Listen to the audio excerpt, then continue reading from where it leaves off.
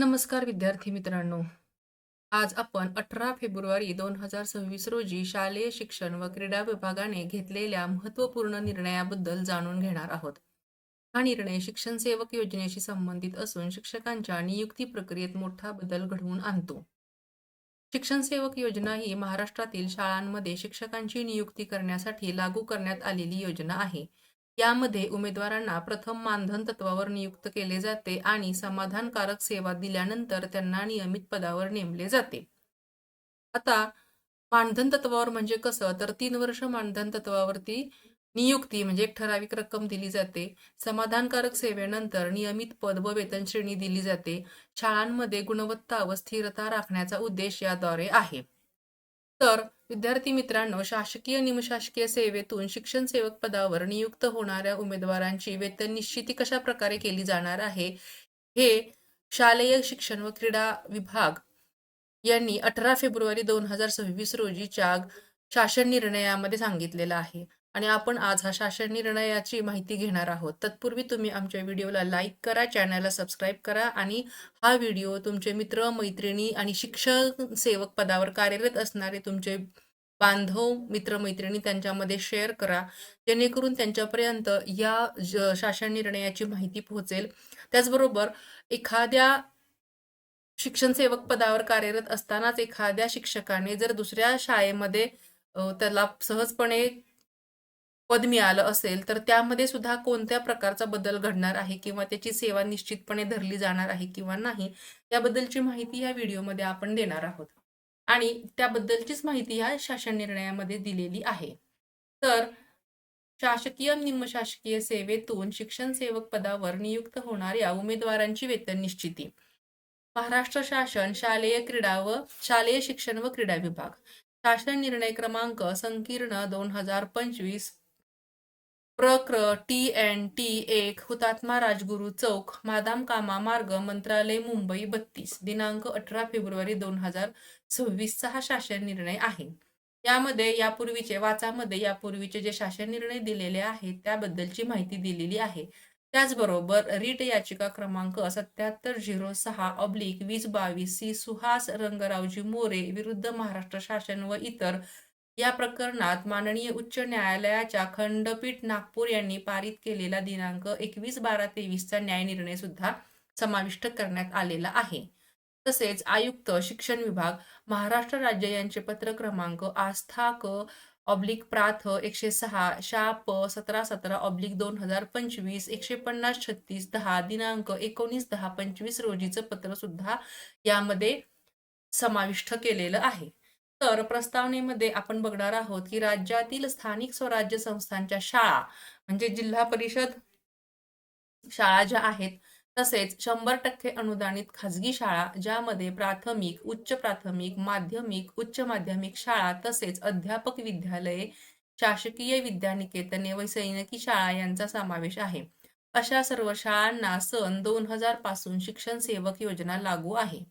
म्हणजे शासकीय अनुदानित, खाजगी 100% अनुदानित शाळा, स्थानिक स्वराज्य संस्थांच्या शाळा, उच्च प्राथमिक, प्राथमिक, माध्यमिक, उच्च माध्यमिक शाळा आणि अध्यापक विद्यालये, शासकीय विद्यानिकेतने आणि सैनिकी शाळांचा सुद्धा यामध्ये समावेश आहे की अशा शाळांना 2000 सालापासून शिक्षण सेवक योजना लागू झालेली आहे.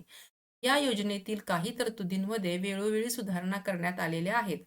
सद्यस्थितीत या योजनेद्वारे उमेदवारास थेट शिक्षक पदावर नियुक्ती न देता 3 वर्षे कालावधीसाठी मानधन तत्त्वावर नियुक्ती देण्यात येते.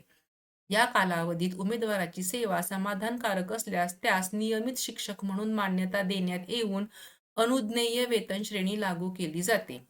म्हणजे 3 वर्षासाठी शासकीय पगार म्हणजे जो नियमानुसार दिला पाहिजे तो पगार न देता त्यांना मानधन दिलं जातं. त्यानंतर उमेदवाराची सेवा समाधानकारक असल्यास त्याला कायम केलं जातं म्हणजे नियमित शिक्षक म्हणून मान्यता देण्यात येते आणि मग वेतन श्रेणी लागू होते. संदर्भ क्रमांक 4 येथील शासन निर्णयातील तरतुदी विचारात घेता स्थानिक स्वराज्य संस्थांच्या शाळा व 100% अनुदानित खाजगी शाळा यामध्ये कार्यरत नियमित शिक्षकाची नामनिर्देशनाद्वारे किंवा स्पर्धात्मक निवड प्रक्रियेद्वारे नव्याने शिक्षक पदावर निवड झाल्यास त्यास शिक्षण सेवक म्हणून नियुक्ती न देता नियमित शिक्षक म्हणून नियुक्ती देण्यात येते. स्थानिक स्वराज्य संस्थांच्या म्हणजे जिल्हा परिषदांच्या शाळा व 100% अनुदानित खाजगी शाळा इथे कार्य करणारे कार्यरत असणारे जे शिक्षक आहेत त्यांना नामनिर्देशनाद्वारे किंवा स्पर्धात्मक निवड प्रक्रियेने नव्याने शिक्षक पदावर निवड झाल्यास त्याला शिक्षण सेवक म्हणून नियुक्ती न देता नियमित शिक्षक म्हणून नियुक्ती देण्यात येते. म्हणजे आधी कोणत्या तरी शाळेत शिक्षक आहे, त्याची 3 वर्ष पूर्ण झालेली आहेत शिक्षण सेवकाची आणि नंतर दुसऱ्या शाळेत तो गेला तर शिक्षण सेवक पद हे पहिल्यापासून लागू होणार नाही, तर कायम शिक्षक म्हणून त्यांना नवीन ठिकाणी नियुक्त करण्यात येतं. सदर शासन निर्णयान्वये असेही स्पष्ट करण्यात आले आहे की अशा नियमित शिक्षकांची समान स्तरात म्हणजे प्राथमिक शाळेमधून प्राथमिक शाळेमध्ये, माध्यमिक शाळेमधून माध्यमिक शाळेमध्ये, उच्च माध्यमिक शाळा कनिष्ठ महाविद्यालयामधून उच्च माध्यमिक शाळा कनिष्ठ महाविद्यालयात, अध्यापक विद्यालयातून अध्यापक विद्यालयात आणि सैनिकी शाळेमधून सैनिकी शाळेत नव्याने नियुक्ती झाल्यास त्याच्या वेतनास संरक्षण राहील. तथापि अशी नियुक्ती उच्च असमान स्तरात झाली असल्यास त्यास वेतन संरक्षण अनुज्ञेय नाही.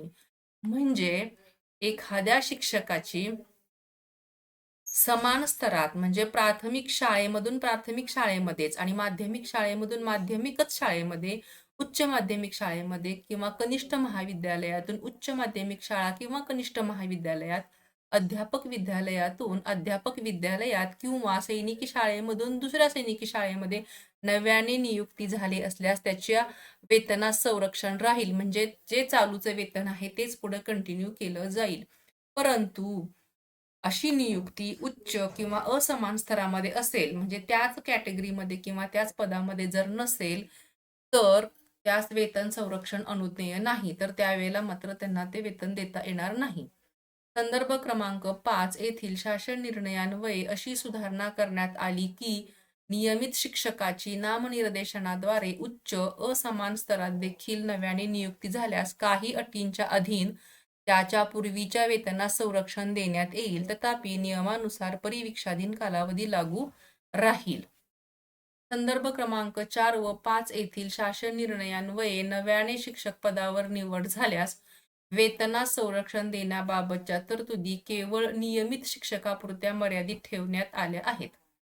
नियमित शासकीय सेवेतील अथवा ज्याचे वेतन अनुदान शासनामार्फत अथवा स्थानिक स्वराज्य संस्थामार्फत अदा केले जाते अशा नियमित निमशासकीय सेवेतील व्यक्ती ज्यावेळी शिक्षण सेवक पदावर विहित पद्धतीने नियुक्त होतो त्यावेळी त्यास वेतन संरक्षण अनुदेय ठरेल किंवा कसे याबाबत या शासन निर्णयात उल्लेख करण्यात आलेला नाही.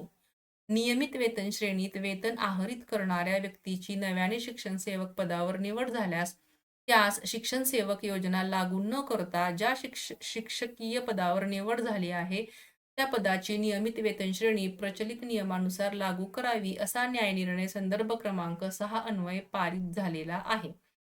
या न्याय निर्णयाच्या आधारे नंतरही काही प्रकरणात माननीय उच्च न्यायालयाने अशा प्रकारचे आदेश पारित केले आहेत. उपरोक्त अडचण दूर करण्याच्या अनुषंगाने आवश्यक उपाययोजना करण्याबाबतचा प्रस्ताव आयुक्त शिक्षण यांनी संदर्भ क्रमांक 7 अन्वये शासनास सादर केलेला आहे.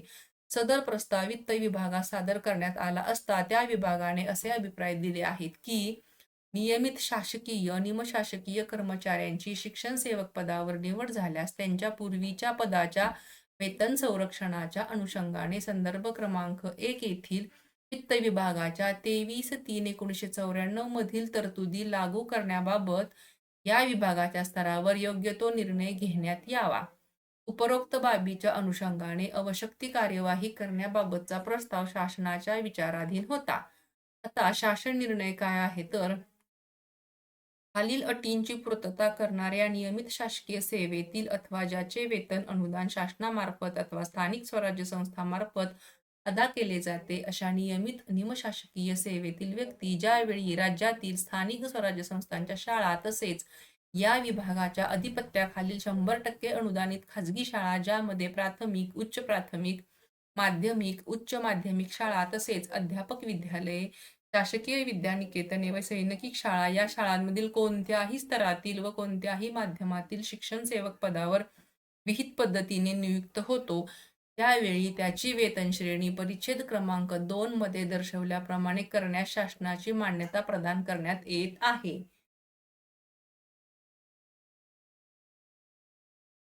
शासकीय सेवेतील, नियमित शासकीय सेवेतील अथवा ज्याचे वेतन अनुदान शासनामार्फत किंवा स्थानिक स्वराज्य संस्थांमार्फत दिले जाते, अशा नियमित निमशासकीय सेवेतील व्यक्ती ज्यावेळी राज्यातील स्थानिक स्वराज्य संस्थांच्या शाळा तसेच या विभागाच्या अधिपत्याखालील 100% अनुदानित खाजगी शाळा, ज्यामध्ये प्राथमिक, उच्च प्राथमिक, माध्यमिक, उच्च माध्यमिक शाळा, अध्यापक विद्यालये, शासकीय विद्यानिकेतने व सैनिकी शाळा या शाळांमधील कोणत्याही स्तरातील व कोणत्याही माध्यमातील शिक्षण सेवक पदावर विहित पद्धतीने नियुक्त होतो, त्यावेळी त्याची वेतन श्रेणी खाली दिलेली आहे त्याप्रमाणे करण्यास शासनाची मान्यता दिलेली आहे.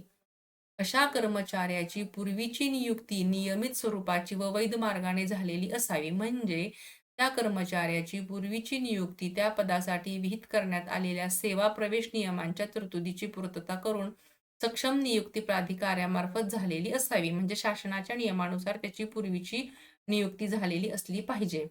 अशा कर्मचाऱ्यांनी पूर्वीच्या पदावरील सेवेचे स्थायित्व लाभ प्रमाणपत्र धारण केले असणे किंवा शासकीय सेवकास त्याने धारण केलेल्या पदावर स्थायित्व लाभ प्रमाणपत्र प्राप्त करण्यासाठी ज्या अटी व शर्तींची पूर्तता करणे आवश्यक आहे, त्या सर्व अटी व शर्तीची पूर्तता अशा कर्मचाऱ्यांनी पूर्वीच्या पदावर केलेली असणे आवश्यक आहे. म्हणजे शासकीय सेवेत स्थायित्व असल्याबाबतचं प्रमाणपत्र दिलं पाहिजे. अशा कर्मचाऱ्याने नवीन पदासाठी केलेला अर्ज संबंधित कार्यालयाच्या सक्षम प्राधिकाऱ्याच्या किंवा कार्यप्रमुखाच्या पूर्व परवानगीने केलेला असावा. एखाद्या शाळेतून दुसऱ्या शाळेमध्ये जेव्हा आपण एखाद्या पदासाठी अर्ज करणार आहोत, त्यावेळेला आधीच्या म्हणजे पूर्वीच्या कार्यरत असलेल्या शाळांमधून किंवा कार्यालय प्रमुखाच्या पूर्व परवानगीनं तो अर्ज केलेला असावा. पूर्वीची नियुक्ती व नवीन नियुक्ती यामध्ये बदलीच्या नियमानुसार अनुज्ञेय असलेल्या पदग्रहण अवधीहून अधिक खंड पडू नये. पूर्वीच्या पदावर आहरित केलेल्या अंतिम वेतनाचा टप्पा अनुदेय असलेल्या नवीन वेतन श्रेणीत समाविष्ट नसल्यास नवीन वेतन श्रेणीच्या किमान टप्प्यावर या उमेदवाराची वेतन श्रेणी निश्चित करण्यात यावी. पूर्वीच्या पदावर आहरित केलेल्या अंतिम वेतनाचा टप्पा अनुज्ञेय असलेल्या नवीन वेतन श्रेणीत समाविष्ट असल्यास नवीन वेतन श्रेणीतील अशा टप्प्यावर या उमेदवाराची वेतन निश्चिती करण्यात यावी. अंतिम वेतनाचा टप्पा अनुज्ञेय असलेल्या नवीन वेतन श्रेणीत समाविष्ट असल्यास म्हणजे अंतिम वेतन पहिल्या पदावरचं अंतिम वेतनाचा टप्पा हा नवीन वेतन श्रेणीमध्ये समाविष्ट असेल तर नवीन वेतन श्रेणीतील अशा टप्प्यावर त्या उमेदवाराची वेतन निश्चिती करण्यात यावी. सद्यस्थितीत ज्या उमेदवारांचा शिक्षण सेवक कालावधी चालू आहे, अशा उमेदवारांची वेतन निश्चिती उपरोक्त परिच्छेद क्रमांक 2 मध्ये दर्शवल्याप्रमाणे या शासन निर्णयाच्या दिनांकापासून करण्यात यावी. शिक्षण सेवक पदावरील रुजू दिनांकापासून अशी वेतन निश्चिती अनुज्ञेय असणार नाही. उपरोक्त प्रमाणे वेतन निश्चिती करण्यास मान्यता देण्यात आली असली तरी अशा उमेदवारांना एकूण 3 वर्षाचा परिवीक्षाधीन कालावधी लागू राहील. शिक्षण सेवक योजनेशी संबंधित सर्व शासन निर्णयातील अन्य तरतुदी यापुढेही यथास्थिती लागू राहतील. सदर शासन निर्णय महाराष्ट्र शासनाच्या www.maharashtra.gov.in या संकेतस्थळावर उपलब्ध करण्यात आला असून हा आदेश डिजिटल स्वाक्षरीने साक्षांकित करण्यात आलेला आहे. महाराष्ट्र राज्यपाल यांच्या आदेशानुसार व नावाने. विद्यार्थी शिक्षक मित्रांनो, तुम्ही हा व्हिडिओ संपूर्ण पाहिलात आणि याच्यामध्ये शिक्षण सेवक योजनेमध्ये ज्या सुधारणा करण्यात आलेल्या आहेत त्याबद्दलची माहिती आपण या व्हिडिओमध्ये घेतली. हा व्हिडिओ तुम्ही शेवटपर्यंत पाहिलात त्याबद्दल धन्यवाद. त्याचप्रमाणे तुम्ही हा व्हिडिओ तुमच्या मित्रमैत्रिणी आणि जे शिक्षण सेवक होणार आहेत किंवा जे चालू पदावरती शिक्षण सेवक म्हणून कार्य करत आहेत आणि शिक्षण सेवक कार्यकाल पूर्ण केल्यानंतर एखाद्या शिक्षक मित्र किंवा मैत्रिणीला दुसऱ्या शाळेमध्ये नियुक्ती दिलेली आहे किंवा त्या टप्प्यापर्यंत ते पोहोचलेले आहेत, त्यांच्यापर्यंत हा शासन निर्णय नक्की पोहोचवा, जेणेकरून त्यांच्या वेतन निश्चितीमध्ये योग्य पद्धतीने समावेश करण्यात येईल.